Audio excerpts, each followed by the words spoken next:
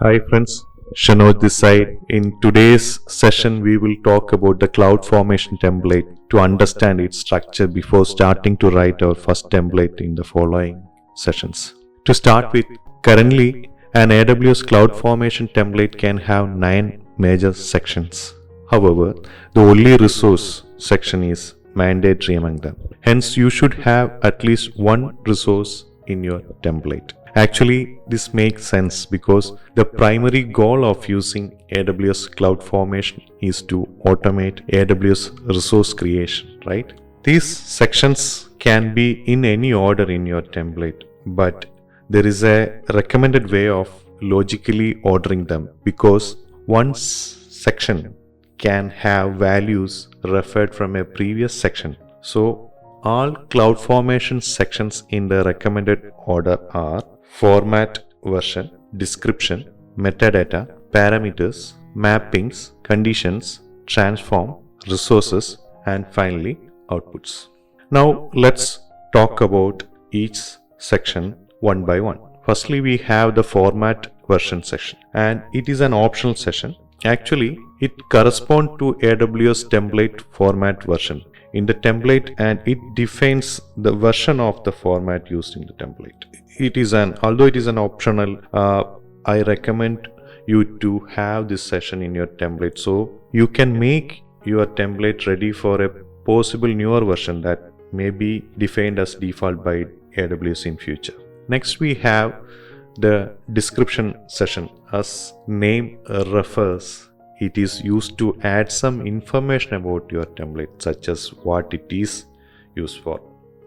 Again, this section is also optional, but if you add a description section in your template, you have to add the format version section, because that is mandate. Without that, you cannot add in this description section in your template. Then we have a metadata section. This section is also optional, and you use this section to provide information about your templates in the format of JSON or YAML objects. In addition, some AWS CloudFormation features get the configuration details from this session. For instance, the most common usage is defining the grouping and ordering of the template parameters with AWS CloudFormation interface. Our next section is parameters, and this section is also optional. Parameters help your template to customize by passing values to your stacks at a runtime while creating or updating them. For instance, you can define a master username parameter for an Amazon RDS instance resource to pass different values in different stacks. Therefore, parameters increases your template's usability, and you can refer your parameter from resources and output sessions in your template. Next, we have conditions, and it is also optional.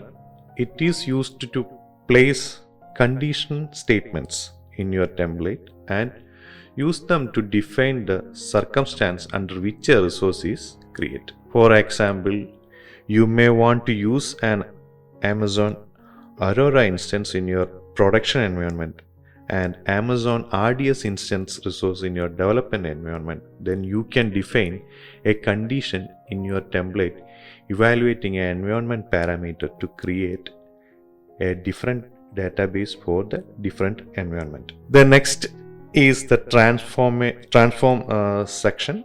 Again, it is an optional section, and it is relatively a new one.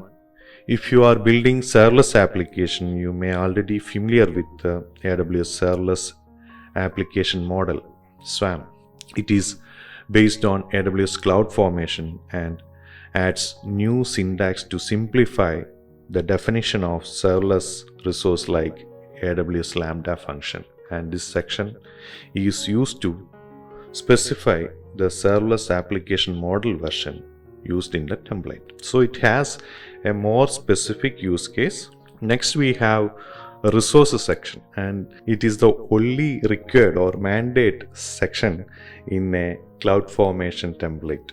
You define the AWS resource that will be created by your stack and their properties in this section. For example, you can define an Amazon EC2 instance, Amazon S3 bucket, or Amazon Cognito user pool in this section and configure them as you like. And the final section is output section. It is an optional section as well. In this output section, you can define output for the stacks created from your template, such as the DNS name of an Elastic Load Balancer or something like that. Then you can view these outputs on the AWS Management Console. So that's all for this section by creating our own template. Thank you for watching.